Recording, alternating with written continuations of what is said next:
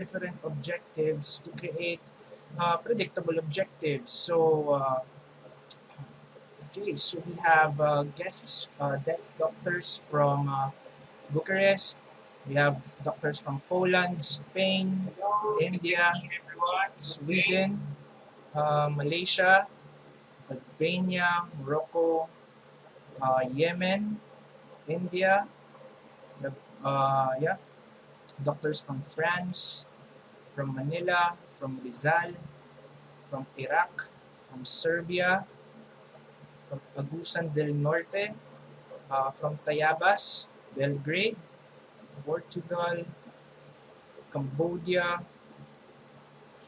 Netherlands, Pampanga, Botswana, Qatar, from Quezon City, from Romania, from Myanmar, from Turkey, Germany, Dasmariñas, Cavite, and I think it's all coming in. Good evening, everyone. It's good to have you with us tonight, today, for this webinar. So I'm gonna go shift slides. So before we go on to the main topic, we're going to have two more webinars this week. The first one will be this Saturday morning, 10 a.m. It's the second episode of the COVID-19 dental FAQs with Dr. Jetpo and Dr. RJ Dula. It's going to be moderated with Dr. Paulo Manzano. We've got interesting questions last Saturday, and we hope we hope you guys join us again for another loaded session on Saturday. And following on Saturday as well, at 7 p.m. in the evening, Manila Standard Time, we're going to have episode 4 of Botched. Uh, this is this is with Dr. Pau and Dr. Adid Venogopal. They will discuss more interesting cases for you. So you join hope you join them. Okay, so I think we're ready to start. So little disclaimer before we go on. Bio and any of its speakers and guest speakers have no financial interests and arrangements or affiliations with any product or company which could be perceived as having real or apparent conflict of interest in the context of the subject of any of our webinars or lectures. All our speakers and guest speakers are not accepting any honorarium fees or gifts and are selflessly voluntary. All published webinars are free and are used only to help dentists cope with the pandemic and quality science-based webinars. So let me add on to this, and playbacks are available. This lecture is going to be available in playback. Botched episode 2, botched episode 3, as well as the first episode of COVID-19 seminar is all available in playback. You just have to go to bioorthodontics, bio, bioorthodontics Facebook page, and you just have to follow the thread. All right, so let's start.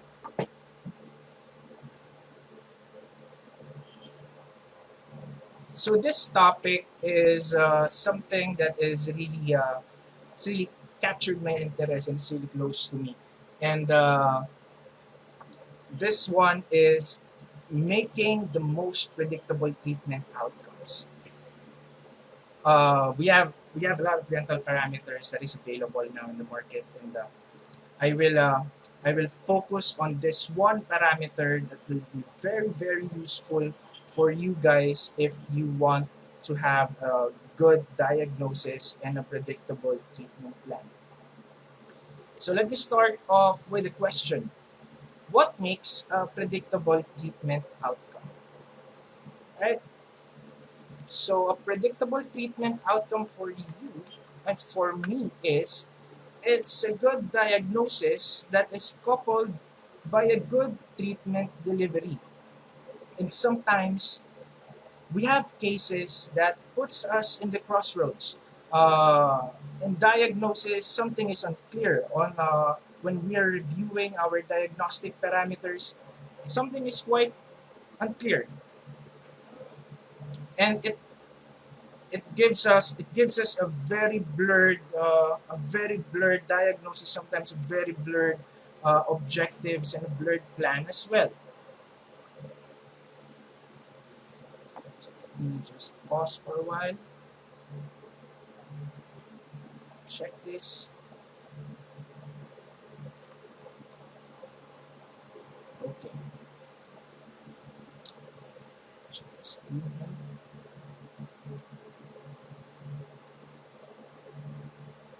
So let me check first my stream. I'm having a little difficulty with this stream, so let me check it for a while. Sorry.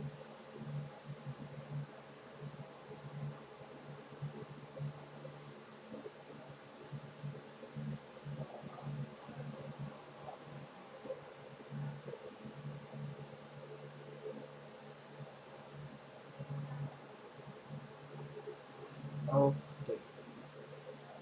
So we can continue.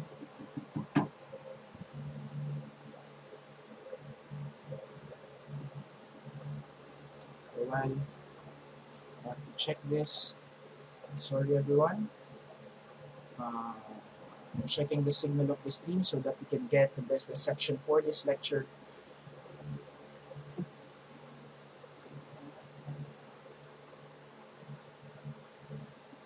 Okay.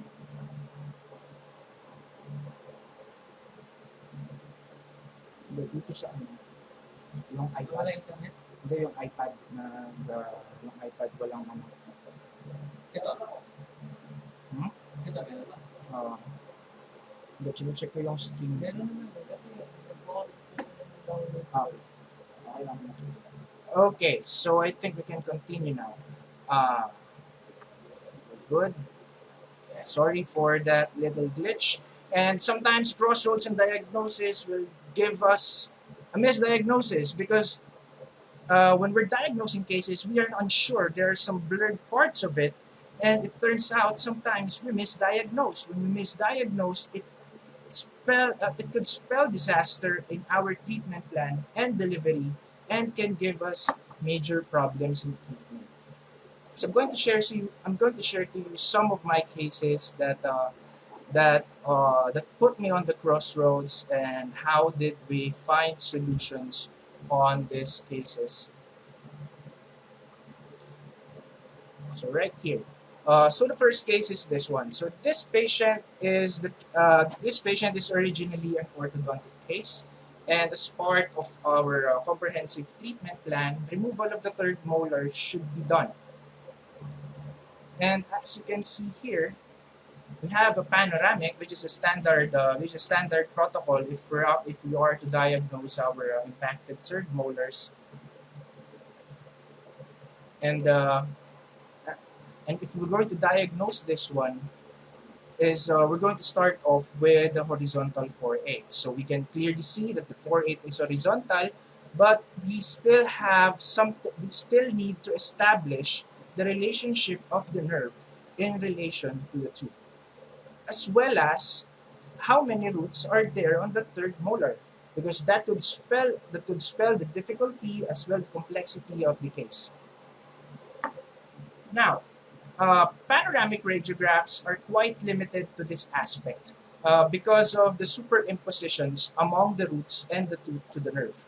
And if we are not experienced enough to spot these, we will always have doubts in our approach when we discuss our plans to our patients and even during surgery. So, with the relationship of the nerve, we have here two aspects that could superimpose. We have your third molars, and of course your nerve.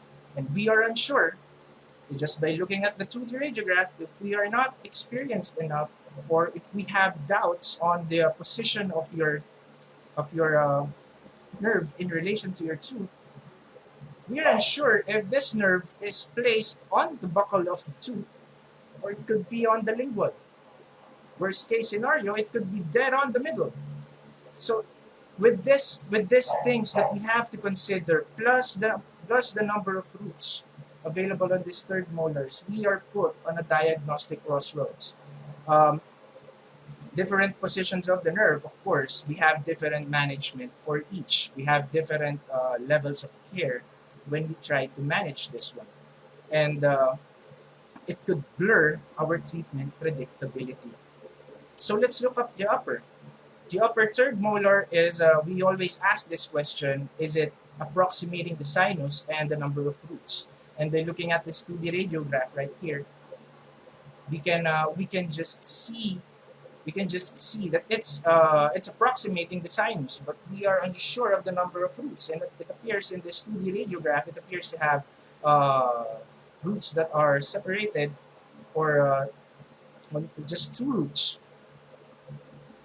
So in the sinus approximation here, we know it approximates the sinus, but we want to know how close, right? So this in this aspect, in this third molar diagnosis, when we create our treatment plans, when we discuss to our patients, sometimes we have this situation where we have a blurred diagnosis that gives us a blurred predictability, right? So and here's another case. So in this case, the RCT is done on tooth number 16. The first complaint was there was pain on tooth 16, so endodontic treatment was done. However, just a few days after this orthodontic treatment, in this endodontic treatment, the patient returned to the clinic complaining of tenderness on that same area. So we did diagnosis on this part, and turns out that 17 was positive to percussion. And of course, just by looking at the 2D radiograph and just by looking at it clinically without obvious signs, without obvious indicators, we are puzzled, or we have a blurred visibility on what could have caused the pain for this tooth. And we are now in the context of crossroads. We are now in the crossroads in identifying the real reason of the pain. Uh, it happens once in a while. And speaking of once in a while, sometimes we have these kinds of patients that we encounter that their chief complaints say they have an unerupted tooth number 21. And when we check clinically, the patient was 10 years old during this consultation.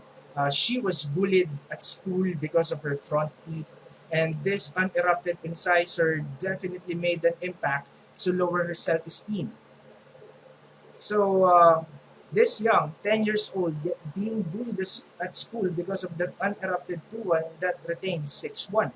And upon consultation and check-up and assessment of the panoramic X-ray, we initially proposed a surgical orthodontic management solution. However, since the patient and the parents, they are looking for a quick solution so that the bullying will stop. That's the urgency right there. And of course, this situation is where my hands are held behind my back, and it really challenged me to look for a quick solution. And this one, with all the compromises, with all the discussions that we did to our patient, we finally agreed to do our best to have cosmetic restoration on tooth number 6-1. So we will do cosmetic restoration, make it look like tooth number 11, and when the time comes, the patient has the confidence to undergo surgery and ortho. That's the time we will manage it in the ideal way we want. So unfortunately, this treatment did not push through because the patient went to a long vacation in her province, and it took her a year to return. So when she returned to our clinic, they told that upon interview, while they were in vacation, they went to another practice, and they opted for the extraction of 6-1, hoping that 2-1 will erupt. And in this situation, she is bullied even more because 6-1 is gone. She has a gap there in the anterior segment, and her self-esteem is at an all-time low. And they return to our clinic and they opt for an orthosurgical solution that I've proposed to her. So they now opted to the initial treatment plan that we suggested to her in the first visit. And by looking at this panoramic radiograph, there is a mass that obstruct the eruption of our 221, and I believe the dentist who did the extraction might have been on that crossroads when she managed this patient. So that could have blurred the predictability, and now the 2-1 cannot erupt because of this obstruction right here. So we need to do management. So we don't want that to happen in our case.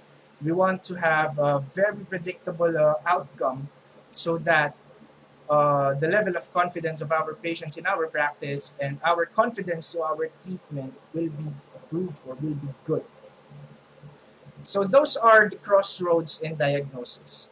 And the crossroads in diagnosis will definitely lead us to a very blurred treatment outcome, which means the predictability of our outcome is not that good. It's very blurred. We are not sure.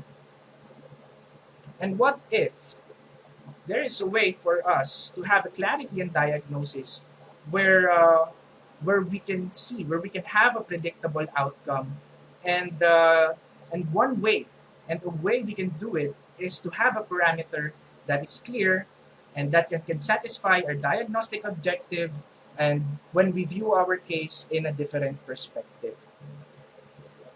So let's go to the main topic. So we talk about virtual reality.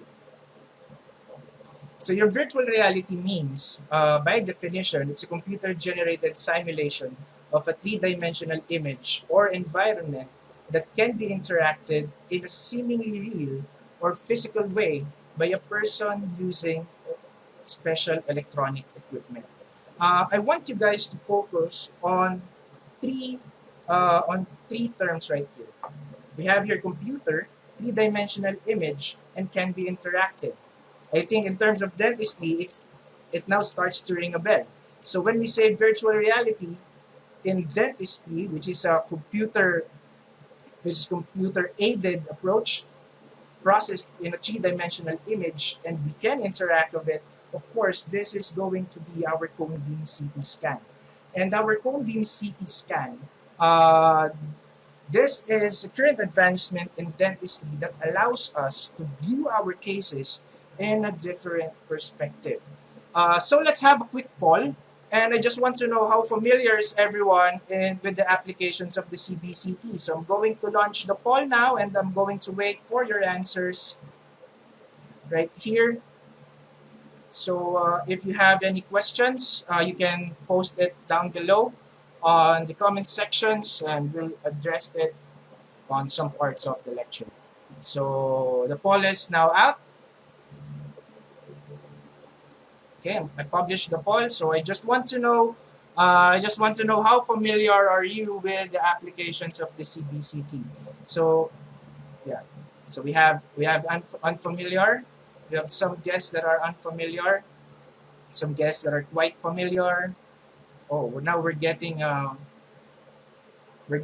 some of those who use CBCTs, but they don't know how to manipulate it, and some people use CBCT and they don't know how to manipulate. But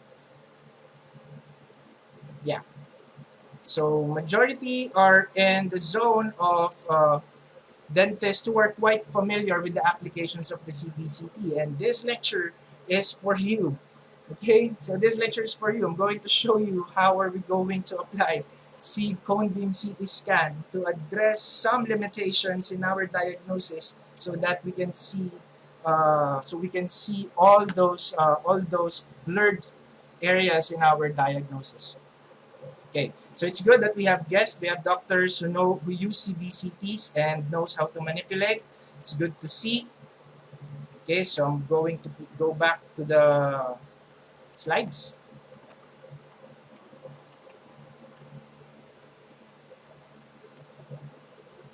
Okay, so let's talk about the evidences on accuracy of your cone beam CT scan. So there were two studies that concludes or that suggests that CBCT is reliable for linear measurement of structures closely associated with dentomaxillofacial imaging. So we have here studies by Dr. Kobayashi and Dr. Lescala. So I'm going to give you some details on that. And the study by Dr. Lescala is when they measured some points, specific points of the skull, of a dry skull, and then they took a CBCT of that, and then they measured it again. So on this first table, these are the points that they use as reference for the measurements, and this is one part of it. They use the lateral orbit as a landmark, and the results are quite amazing. Uh, their conclusion is that although CBCT images, CBCT images underestimates, meaning they have a measurement that is relatively shorter than the real subject, differences are only significant for the skull base. For the skull base. But when it comes to the dental and maxillofacial region, it's very close in the linear measurements. Okay, so here's another study by Dr. Kobayashi. This time they used the mandible, they drilled holes on it, and they took a scan and then they measured, and they got the same conclusion. It's reliable for linear measurements. When they measure the holes, compare the holes, they have almost the same results with Dr. Lascala.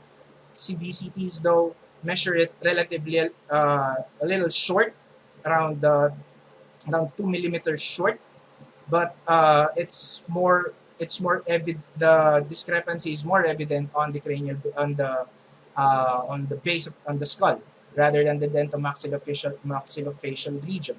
So with these findings, the earliest applications of CBCT in dentistry is this one: linear measurements of pathological lesions of the maxilla and linear measurements in implant planning. So those were the first applications of the CBCTs. And with continuous advancement of this technology, it allows us to apply this imaging technique in more fields of dentistry that I will show to you later on. All those cases before that I've shown you, we'll look for solutions there through the CBCT. So the next issue here is the next evidence on accuracy is the lower the voxel size, the better the image quality, thus the higher the accuracy. So this came from the same study by Dr. Lascala, and it's supported by studies by Sun. And let's talk about voxel first, so that we can get the full description of this segment. So your voxels, they are the basic unit of your 3D images, and your 2D your 2D uses pixels as their basic unit. So how are they different? So here is a superimposition of your CBCTs and your panoramic X-ray. So you can see your panoramic X-ray follows your CBCTs, right? And when we split them up, pixels they are all registered on a flat surface because they deal with two-dimensional images. They all deal with the flat surface. While in 3D, since we use voxels here, your voxels, they can go to the depths of the target. They can capture the details as well as the orientations and the depth of the subject. Okay, and when we speak of voxel size, the smaller it is, the higher the accuracy. So when this study was done by 2004, the available voxel size of your CBCT machines were just 0.2, 0.3 to 0.4 millimeters. Uh, And when you decrease the voxel size, compare your point 4 to point 2, you can see significant difference in terms of the image quality. And if you have good image quality, of course, it can give us more accuracy. And currently, there is with the advancement of this technology,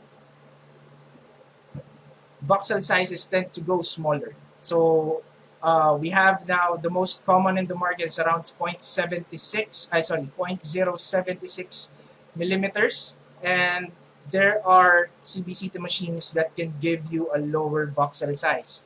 So you can see the difference now between your 0.2 millimeter voxel size and your 0.076 millimeters. You can see how much surfaces got crisp details, got good image quality, right? And so check when you check your CBCT provider, say you want to send your patients for a CBCT scan, it's okay if you will ask how much is their voxel size, because the voxel size will determine how good will be the quality of your image. Remember, the smaller the voxel size, the better the image quality. It will give you the higher accuracy. Okay.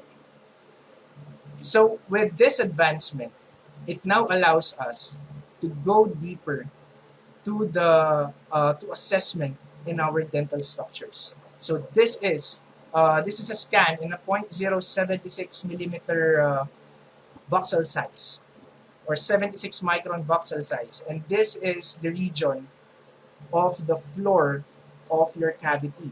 So when we're doing endo, right, we do access preparations. So that's where we locate the orifices. So to make our treatments more predictable, by seeing our CBCT scans here, we can already see in this area that we have 3 orifices. And for us to be sure, we can scan down. And as we scan down, it gives us 3 canals. Meaning, if we perform biomechanical preparations and obturations on this case, we won't have second guesses of the existence of a fourth canal, because according to your CBCTs, and with that small voxel size, gave you 3 canals already. Okay, so this is the good advancement of your CBCTs, meaning we are now moving forward from the limited applications of your CBCTs in implant and in complex surgery. So we can almost use it routinely. We can use it in cases where we need an accurate view, or a very clear view of the objective that we want to see. So your CBCTs, they are always rendered in DICOM by default. So when you ask your suppliers, or when you ask your service center or your diagnostic center or your clinic, uh, this is the default format. Since we need the computer to manipulate it, we need DICOM to be the format. And your DICOM means it's digital imaging and communications in medicine. So this format is universal, meaning if you send it to me from the Philippines, provided it's DICOM format, I can open it and I can send you that file wherever you are in the world.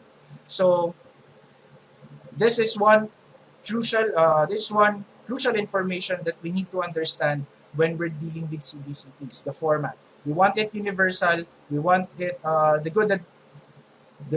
the advantage of this technology is that we can communicate with our colleagues, not just near our practice, but even if they're miles away from us, we can still do consultations. We can still do discussions.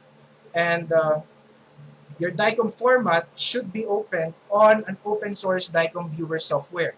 So some manufacturers, they render their CBCT files according to their preferences, like on how they prefer their interface to be manipulated. But I like to show you the basic perspectives or views present on every CBCT programs or every CBCT softwares, that is sufficient for everyone to effectively diagnose your cases and make treatment outcomes predictable.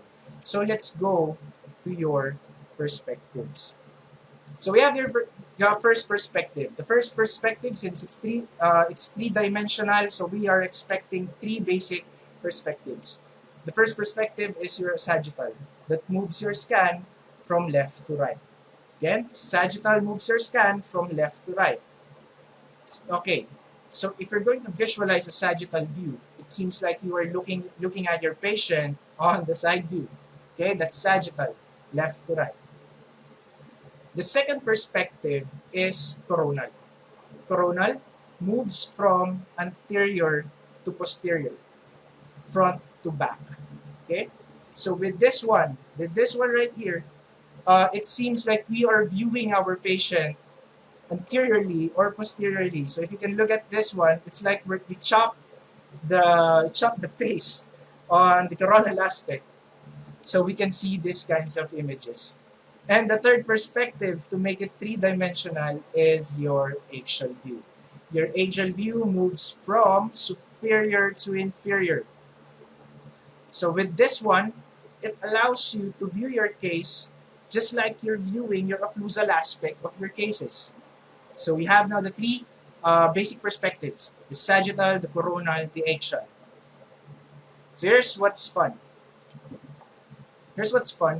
Because these three basic perspectives is present on software A.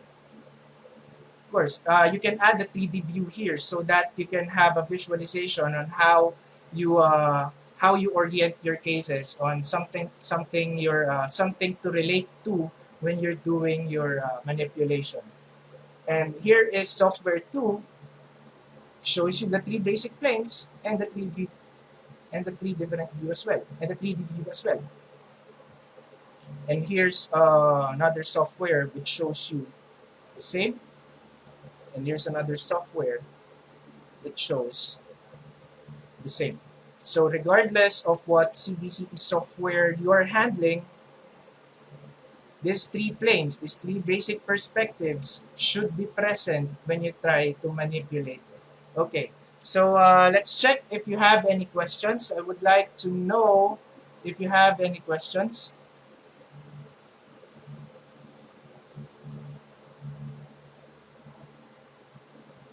Let's check if we have if you have questions. So okay, someone did PM me of a question. Okay, the question was how will I know if how will I know if the software I am handling can open a DICOM format software? So you have to search for we have to look for software that is an open source. So there are a lot that you can download free. So a free software could be this one. It's called Blue Sky Bio. You can download this one. This is a treatment planning software, but you can view your CBCT scans on it. Another one is Mango. Mango is a software that allows you to view any DICOM files, even medical CTs. However, it's a little limited for the 3D view. In Mango, the only available perspectives are only these three. Another one that I can suggest is also Synedra. Synedra is a good open source software. It gives you the three basic planes and the 3D view, and its manipulation is quite easy. However, it's only available for Windows. And the last one is the one for Microsoft. The one with the tablets. There is a downloadable DICOM viewer on Microsoft tablets that allows you to manipulate the CBCT scans with the use of your fingertips. It's very amazing. It's very good. However, it's only exclusive to Microsoft users. So okay. So what is available for Mac? Blue Sky Bio, I can recommend you guys to download Blue Sky Bio. It has updates for the Mac, but as of now, I think they're prioritizing the Windows the Windows version more. But I think updates for the Mac version is on their way. So those are the open source softwares. So you can request any DICOM file from any service center. You just need an open source software to open those DICOM files. Thank you for the questions. So let's continue. So the following slides is on how we can use the CBCTs to have a predictable outcome. So I'm going to show you how do we look for the objectives. So again, remember this case earlier where we initially proposed a restoration of the tooth to one, but it didn't carry out, and the patient came back with this manifestation. And by default, following the two-dimensional perspectives, what we can request is a panoramic and an occlusal radiograph. That way, we can localize the location of your tooth number 21 and your odontoma. So when we look at these scans now, we can see where our tooth number 21, and we can see where is our tooth 21.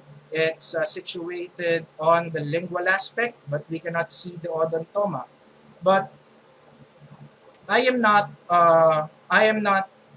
personally, I am not convinced with the objectives that I am setting for an occlusal radiograph. For me, occlusal radiographs are a little limited, and what I can really suggest is have a CBCT taken. So this is a CBCT of the same case. This is the panoramic view of it, and you can see now the position of your tooth number 21, and you can see this mass here, and it seems like it's an odontoma. So we need to have a closer look for us to confirm, or actually the best way to confirm an odontoma is during surgery when you remove it. So let's give the most probable diagnosis for this. So remember the occlusal radiograph. The occlusal radiograph says that my tooth 21 was situated on the palatal. If I followed through with that finding, with that diagnosis, I could have screwed up. I could have accessed it in the palatal. And by looking at the CBCT, it seems it's more convenient to view it on the labial, right? So again, this the previous suggestion still gives me a little blur, and I will opt for a CBCT. So we have now a good vision of your odontoma right here. You have a good vision of your odontoma, and it clearly interferes with the eruption of your tooth number 21. So let's take a closer look. Some dentists, some clinicians, they are having a hard. They don't request CBCTs even if they need one, because they don't know how to manipulate. Okay, they don't know how to manipulate the software. They don't know how to manipulate. And I have once been there.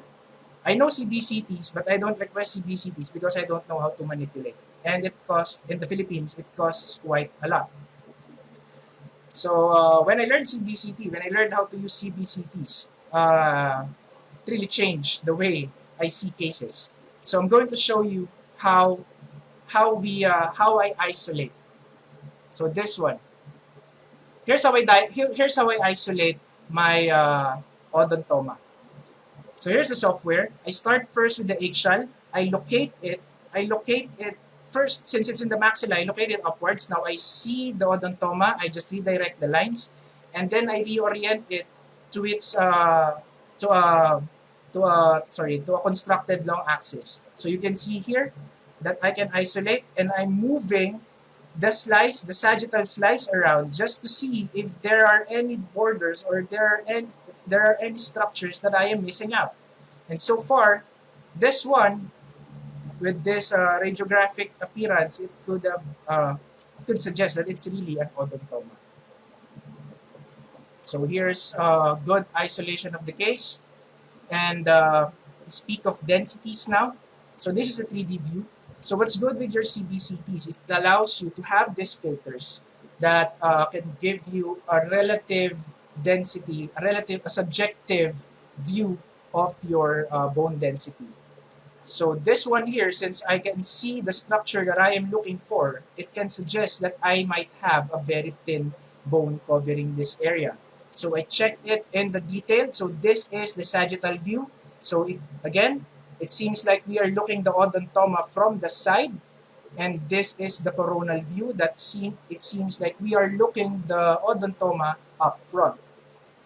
So we can see here that landmarks. So this is a cortical segment of your bone. And this one, the darker, the more lucent area is your trabecular bone or your spongy bone.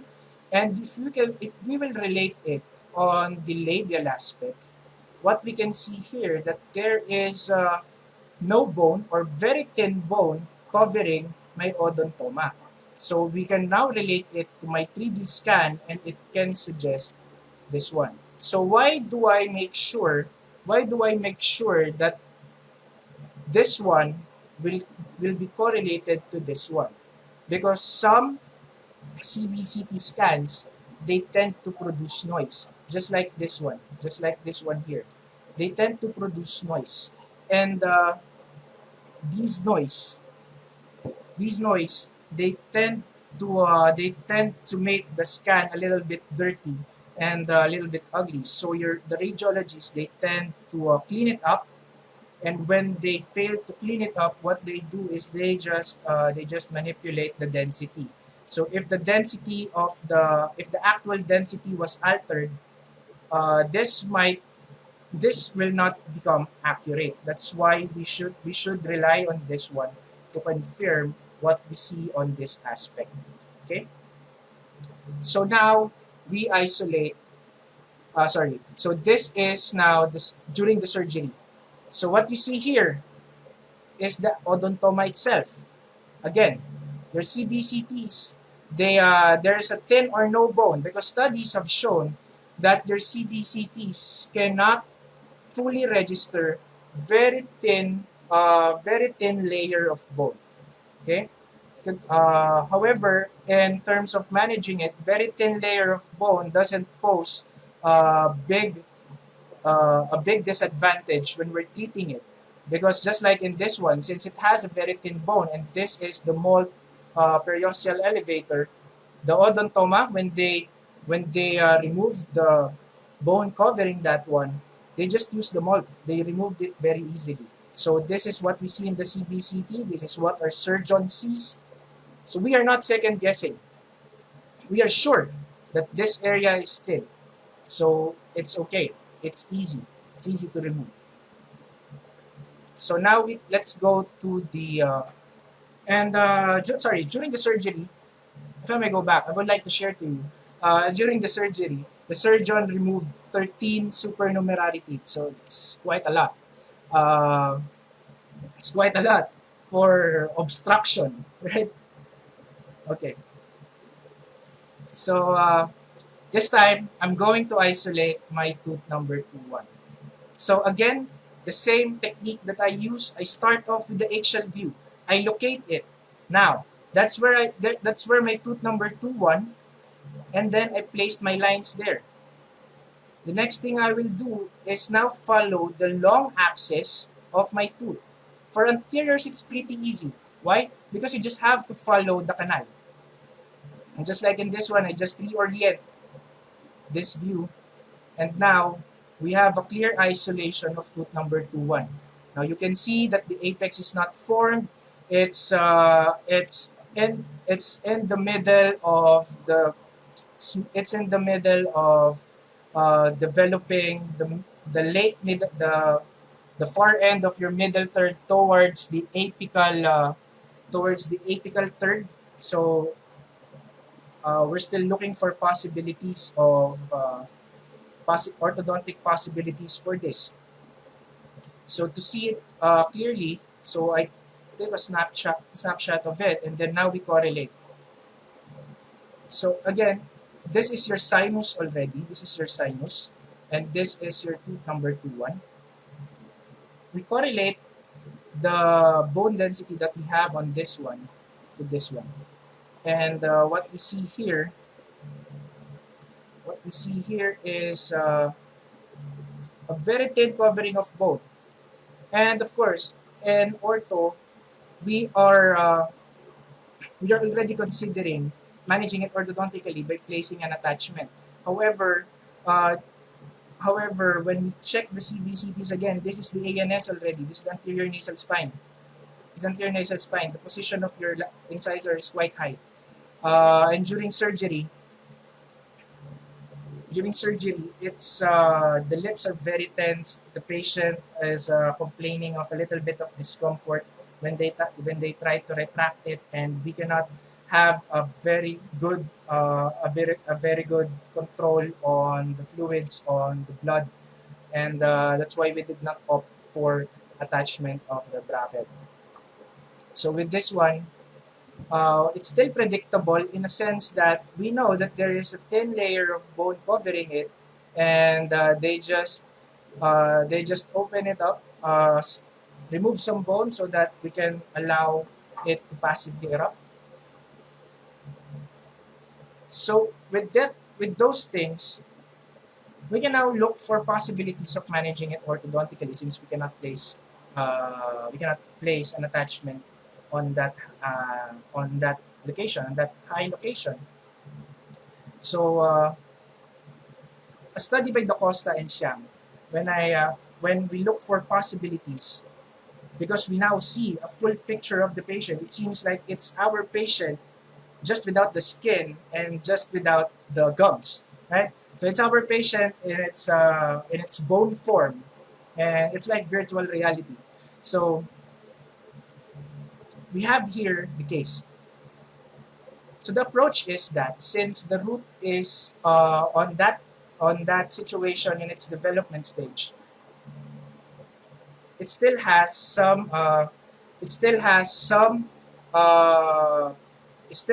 force to propel itself out into occlusion. So what we're going to do is we're going to place brackets and create space to we open up a space for that 2-1 to go out. So ideally, this should happen. So when the propulsion, the force to propel the tooth to erupt is exhausted, that's the time we will place the fixed attachment, and then we pull it down. So you see the difference in managing it. It gives us a very clear picture of our case, and it gives us a very clear picture on how we should approach it. We should be on the crossroads when we are deciding on the treatment possibilities, on the treatment plan, because it gives us a lot of room, a lot of options for the patient to decide. If we have the crossroads, if we are on the diagnostic crossroads, it's going to give us a hard time, because diagnostic crossroads, it gives us a whole lot of variety of treatment plans and a whole lot of level of uncertainty. So this one is a very nice application of the scan. So now we pull it down. So I think let's check for questions before I proceed to the next case. Okay.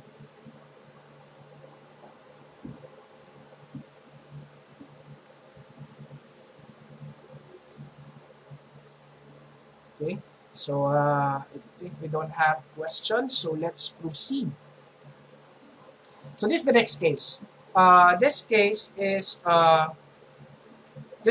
is it's more on the lower incisors, and we are looking at the possibility of torquing this one, and because of the position of this one, So we did the diagnostic parameters, and we came up with a solution to torque this one, because in the measurement of the SEF, it's not good. So when you say superimpositions, it's when your adjacent teeth or your adjacent structures covers up the area that you are managing. So this is the CBCT scan, and as you can see here, a very good application of CBCTs in ortho is on the alveolar boundaries, because you can now see your decisions on torquing it.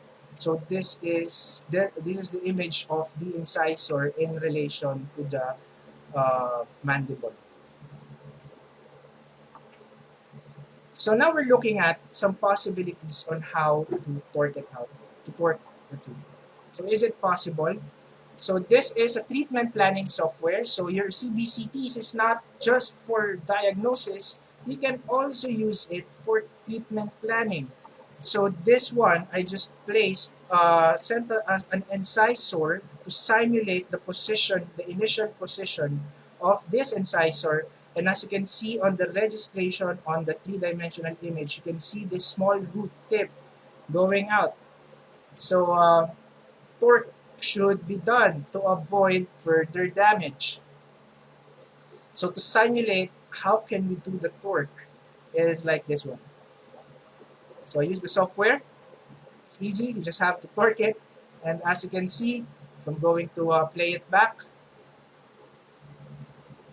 If I play it back, what you will see here is this. You don't see now the root the root uh, the root being prominent on this area because we changed the torque.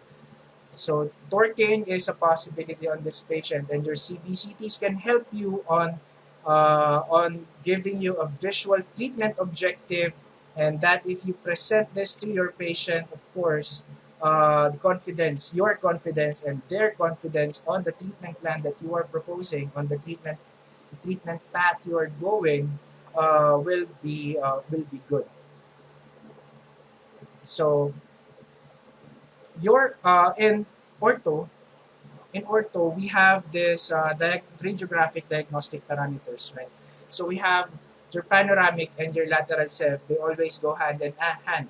And in some cases, we request a frontal ceph for some diagnostic objectives that we want to see, right? We request radiographs depending on the diagnostic objectives that we want to achieve. And with these three radiographs, and because of superimpositions of the buccal, the lingual bones, and the tooth itself, this will be fairly limited in seeing these kinds of cases when you have fenestrations, right? So CBCTs, they eliminate the factor of superimposition. So now you can see here that you are losing a bone on this area, and of course this will definitely have an impact in your retention and your stability. So again, this is a subjective view. Let's try to look at it on the objective view. So this is another view, but it's not it's based on the basic view. This is what we call a cross-section view. So your cross-section view is just a convenient combination of your sagittal and your coronal. So right now we are seeing here is the sagittal. It's a coronal view. So you have it here, and when we approach the anteriors, it becomes your sagittal. So you can see here that the bone is not uh, correlating with the tooth, meaning this is we can the parallel between the 3D view and the cross-section view is good. Okay, you can see here that there is alveolar resorption on the labial, on the facial segment. So that's how we can check bone resorptions, especially on the buccal lingual or the facial lingual or facial palatal region. So let's go to the next case. And again, this is one of the first cases that I've seen. And we want to know the cause of the pain of this tooth. So we are looking at the possibility that, and we are looking at eliminating of removing the buccal roots. We just want to see the palatal roots. And that's superimposition in the two-dimensional perspective. Your buccal roots, they superimpose your palatal roots, therefore giving you a very blurred vision on that area. And conventional two-dimensional techniques recommends that we use a mesial tube shift technique, or we use slab for us to localize the palatal root. And an easier way to do this is if we use a CBCT. So your CBCTs, I'm going to show you now how do we isolate a specific root. Okay, so it's possible in the CBCTs because there is no superimposition on this area. So you have this is a different software. So I scan first. Of course, I go to the upper since I'm looking for at the upper, and then I go to my target tooth, whether it's on the left or it's on the right, and then I place my this one and follow the long axis again. I go to the canal and then I follow the long axis of that root. That way, we can isolate that root specifically. Alright? So that's how we isolate. So the tip there is when you locate for your tooth, you locate first where is the arch, and then you go to the canal, and then you manipulate it following its long axis, and you will be good. You can have a good isolation. So this is the isolation of that case. So you can see here that there is a periapical ptosis on this area. And what could have caused this? Your CBCT, since the voxel size is smaller, it can go to a more detailed area, and you can see here that a possible cause and a more likely cause of this lesion right here is the tooth died because there was a recurrent caries on this area, and bacteria traveled through the tooth tubules and invaded the pulp. And upon history taking, the restoration was 20 years ago. So of course, shrinkage and recurrence happened, and that's what we get. So definitely, this will be in root canal. We will do root canal treatment on this patient. So let's go to this case, and before I proceed, so let's check if there are any questions. Let's check if there are any questions. Okay. Doctors, you can post your comments in the comments section. You can post your comments in the comment section below so that everyone can see. I received another PM of questions, so thank you, Doc. When you so the question was, sorry, I have to check. So the question is how are you going to isolate curved roots? Okay, so how are we going to isolate curved roots? So your curved roots, since they are oriented in this position right here, and of course this will be another limitation, but what you can examine there is when you look at the axial view of it, seems like you're looking at the occlusal aspect, and you just have to scan it. So so you have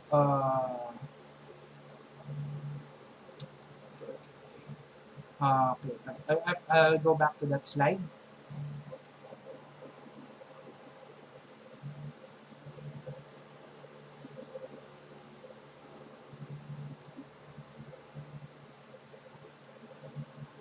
So I'll go back to that slide. Um,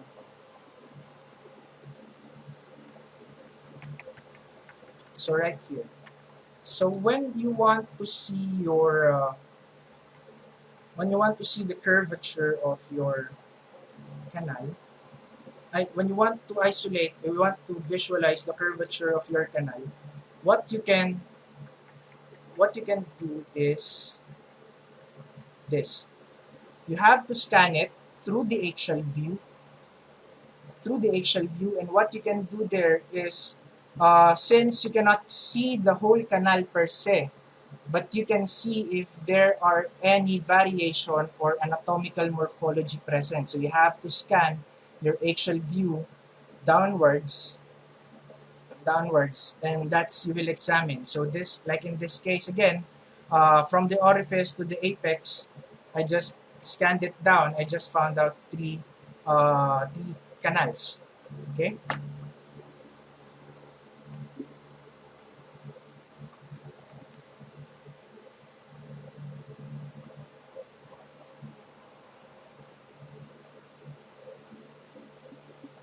So let's go to this. Let's go to this case, and again, so our issue here is, how can we get a very clear visual of this case, and we have here your CBCTs in parallel to your occlusal photographs. So since we're going to deal first with the upper, and we're going to manage on the right side, here's what we see.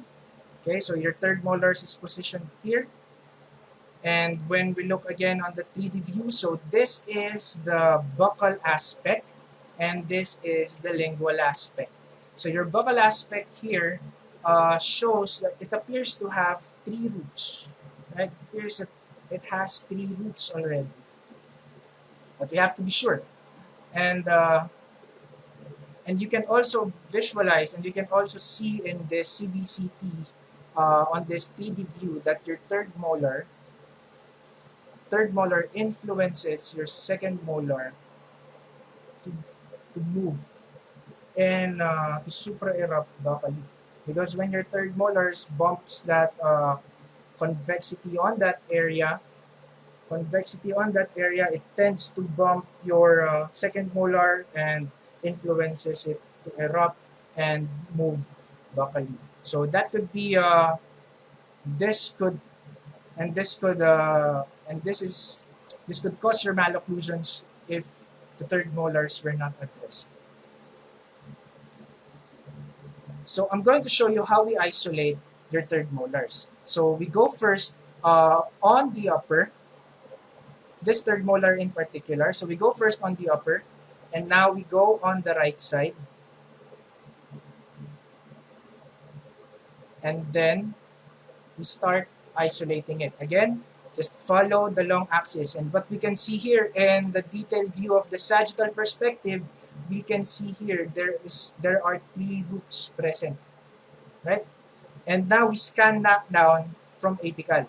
So now we can see three roots at the end. So usually removal of the upper third molars is a fast procedure. It's a relatively faster procedure compared to the lower. However, some cases like this one, you might have a long, you might spend a lot of time, especially when taking care of that small root on the buccal. So here's a detailed view of this one. So like this, okay? So you have three roots, and as we scan here, we played around with it. We can see three roots as well, okay? So we just have to be careful on this one. And as of sinus approximation, it's really approximating your sinus.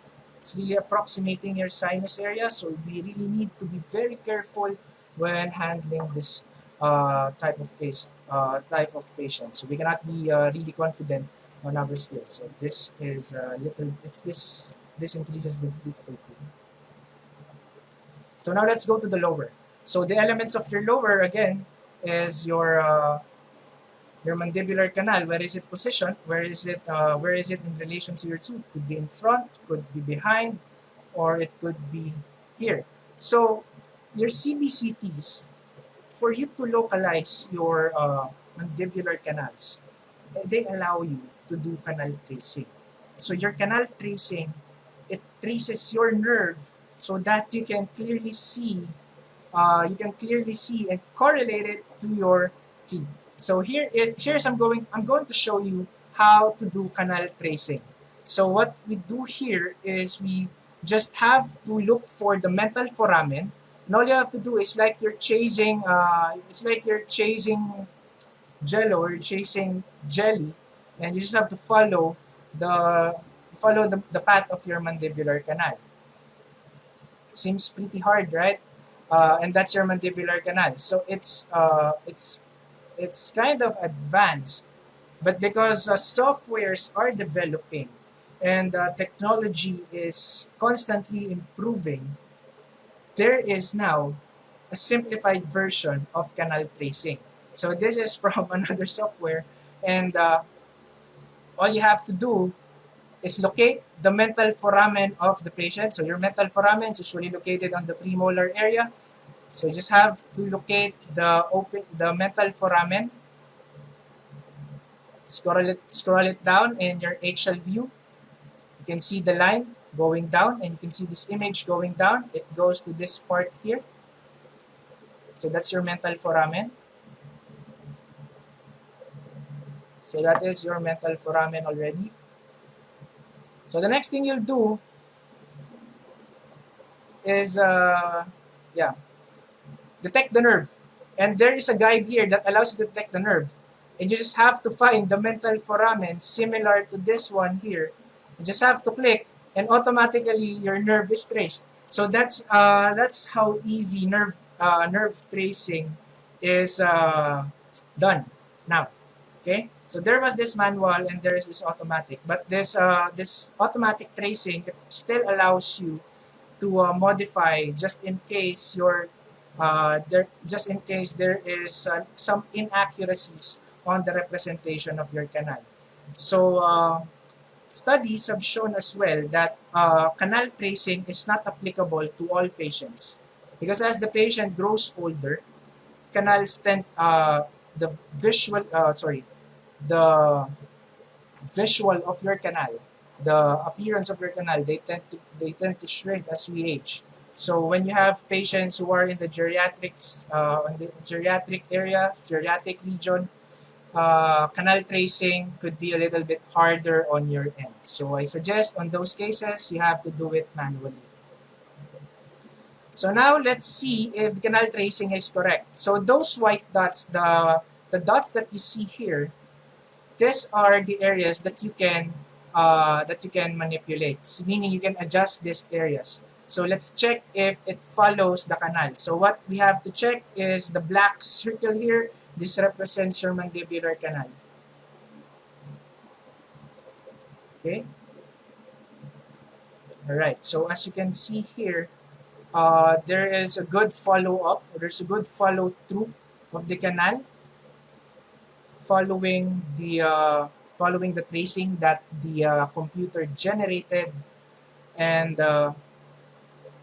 here. So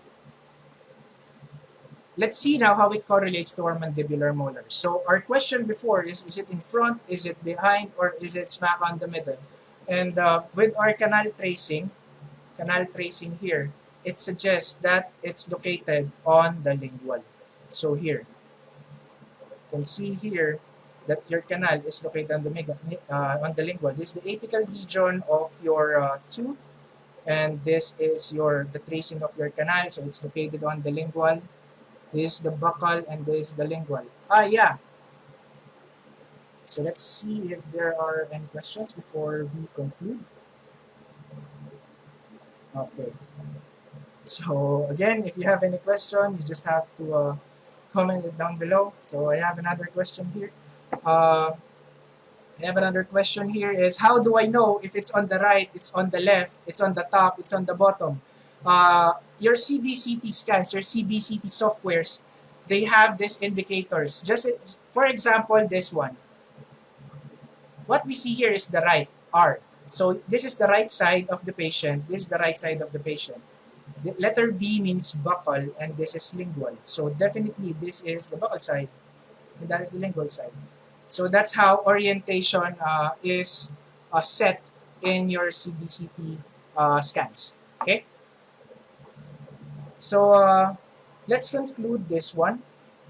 Some takeaway points is utilizing your CBCTs to achieve diagnostic objectives by utilizing the perspectives maximizes the diagnostic parameters that will allow consideration of various treatment options as well as avoid missed opportunities, thus significantly increase your treatment predictability.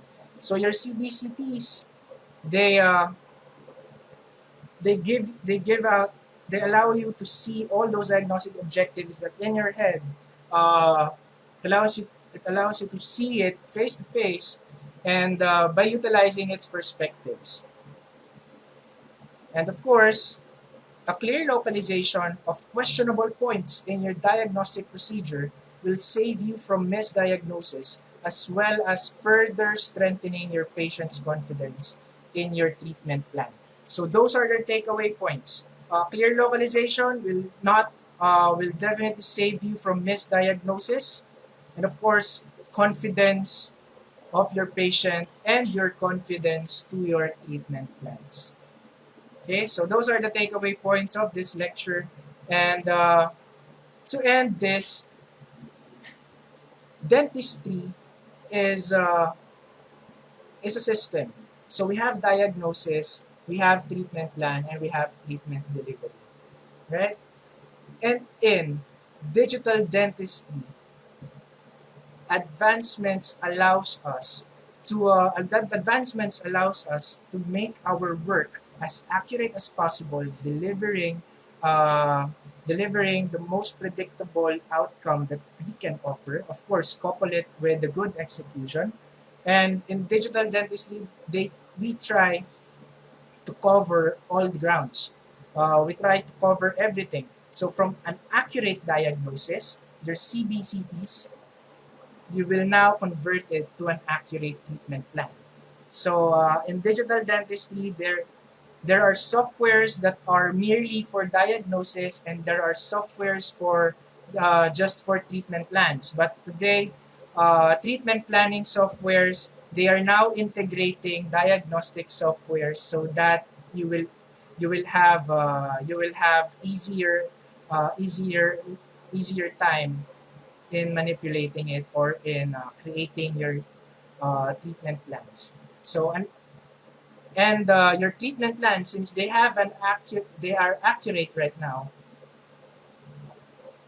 digital dentistry turns those accurate treatment plans to an accurate guide so that you can get an accurate treatment delivery. So let me give you an example. So you want to plan an implant. So your implants, your diagnosis, you assess your possible location of your implant. Now you're sure of where you're going to place your implant, you're going to plan it. You're going to simulate your implant placement, if it's good, what measurements should be done, what size of my implant should be used, and then you design your stent. You design your guides. How should I orient my drill? How should I orient everything? That's called fully guided.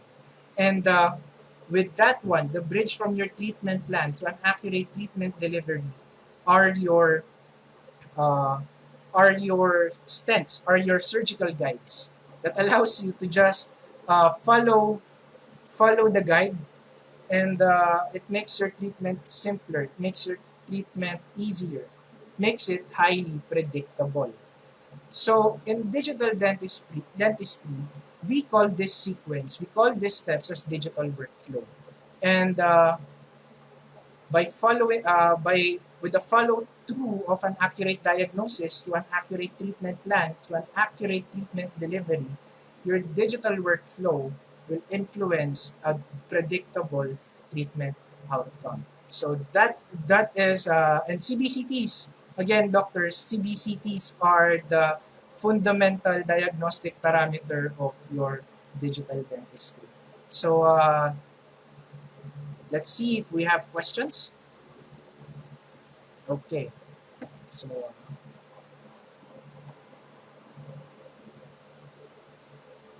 Okay. So the end of our poll. I'm going to update everyone to the end of our poll. Our audience today. So the crowd is more quite familiar, and we have audiences who use CBCTs routinely, and we have audience that we have doctors that has CBCTs but they don't know how to manipulate. And I mean the secret of a good uh, the secret of an ease of manipulation is to know the perspectives. And for those who are not familiar, I hope this lecture gave you a good recognition of seeing your cases in virtual reality. And to those who are quite familiar, I hope this lecture further improved your further improved your urge to do three-dimensional imaging techniques and to do this diagnostic parameter to achieve some diagnostic objectives. So I'm going to send out another poll, but this one is before everyone leaves. So I'm going to publish another poll. So I just want to know what you think. And again, I'm Dr. Paolo Pangilinan, and I'm going to invite everyone that on Saturday we're going to have two webinars in the morning. It's a very nice discussion, a very nice exchange of ideas between Dr. Jet, Dr. Pau, and Dr. RJ Dulay. It's all about COVID-19, and we really hope you could join us there, as well as episode 4 of Botch this Saturday. It's as we further go to this webinar series, the cases becomes more interesting. So I don't want you guys to miss out. Uh, so with that, okay. So with that, I thank you for joining me, and we hope you guys are safe in this quarantine period.